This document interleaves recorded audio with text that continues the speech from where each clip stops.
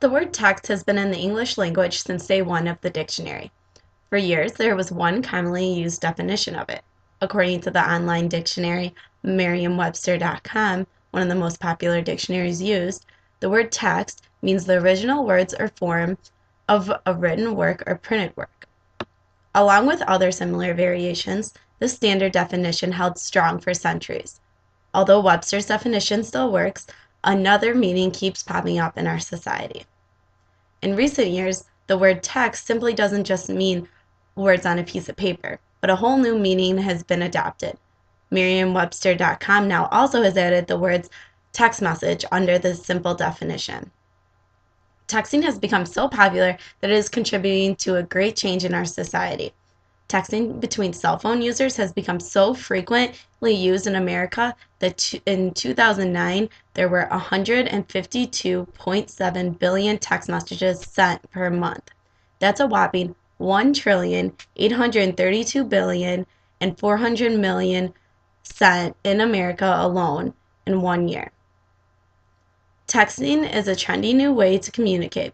Phone calls, emails, and even instant messages are considered ancient news to this superior way of communicating. But what has this done to our society? Is texting an easy, fast way of relaying a message, or is it just a reflection of how lazy Americans have become? In the fast-paced world we live in today, text messaging is a quick way to communicate. It allows people to multitask while in a meeting or even at a desk at work. It's another way for those to keep a conversation going while busy with other tasks. This can work in a positive way for people to stay connected with others, but also negatively because it can distract people from the things that they're supposed to be engaged in. Society today is obsessed with always being connected, and this is partially a reaction to the invention of text messaging. Social media sites like Facebook and Twitter are also highly distracting to those who should be putting energy into something else. But texting cannot take full blame for those texters who choose to overuse it. Naomi Barron, a linguistics professor at American University, worries that texting has helped contribute to America's laziness. Barron says so much of American society has become sloppy or laissez-faire about the mechanics of writing.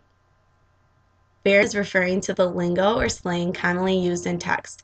Abbreviations like the letter U for the word you and LOL for laugh out loud, just to name a few, are used more often than not now. Because of the overload in text messaging slang, professors are using casual abbreviations in emails, and students are even using them in homework. This is a reflection of too much texting and is starting to worry English professionals. Also related to the rapid increase in texting are the dangers of it. Typing on your phone doesn't seem dangerous until you mix it with something like driving. Today in America, texting while driving has become a huge issue. According to distraction.gov, the 3 main distractions in a car include visual, by taking your eyes off the road, manual, by taking your hands off the wheel, and cognitive, by taking your mind off driving. Texting while driving is the most alarming type of distraction because it includes all 3 of the types. Since this is becoming a major issue, changes have been taking place nationwide. 28 of our states have banned text messaging behind the wheel, and 6 will be added actually this month of July. If a majority of the 50 states are taking precautions to this issue, it must be some importance to our society. TextingandDriving.com reported that 27% of adult cell phone users have admitted to texting while driving, and 48% of teens say that they have been a passenger in a car that the driver has been texting. With such high risk, it is a good thing the government is taking a stance on this problem. There are also worries concerned with the popularity of texting. People are beginning to lack face-to-face communication skills.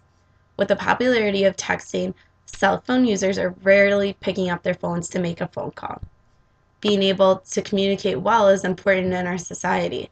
Americans are tending to lose their skills because they can say what they want through a text rather than a phone call. For some, it is easier to say something through a text rather than saying it directly to someone's face. Texting somehow is a security blanket to those people. It is starting to replace face to face time, reflecting on how developing adolescents learn how to interact with each other. This isn't a big problem for adults because they have already developed their full potential of communication skills. Suite101.com believes that the brevity of texting is harming the way adolescents are able to contribute to higher development thinking skills and discussions. They also say things like speaking clearly, listening well, using appropriate body language, and eye contact are basic functional skills that are left out of texting interaction. So people using texting as their main way to communicate are lacking practice in many areas that are key to communication.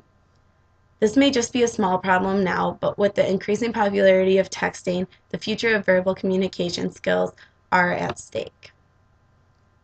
In a nutshell, texting is a new, fun way for people of all ages to communicate. It's even kind of hard to remember the days before we had texting. As for the recent years that texting has been around, it has changed our society in many ways. To say the least, texting has introduced a quick way to stay connected with others. It has contributed to the dangers of the road, and it also has the potential to dissemble our verbal communication skills. There's no way to determine if the presence of texting in our society has damaged it or enlightened it, but what we can say is that it has changed it.